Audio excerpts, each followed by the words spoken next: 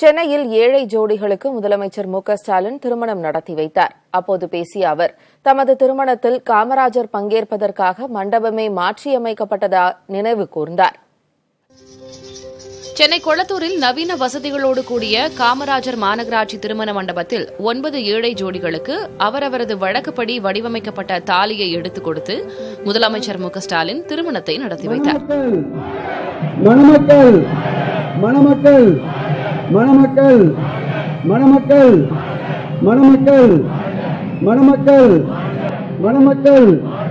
மணமக்கள் ஒவ்வொருவரும் மாலை மாற்றிக்கொண்டு முதலமைச்சரின் காலில் விழுந்து ஆசி பெற்றனர்.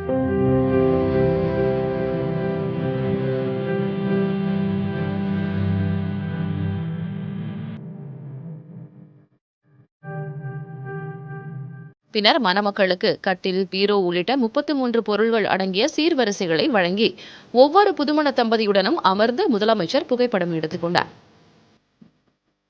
அப்போது தமது திருமண நிகழ்ச்சியில் காமராஜர் பங்கேற்றது குறித்து அவர் நினைவு கூர்ந்தார்.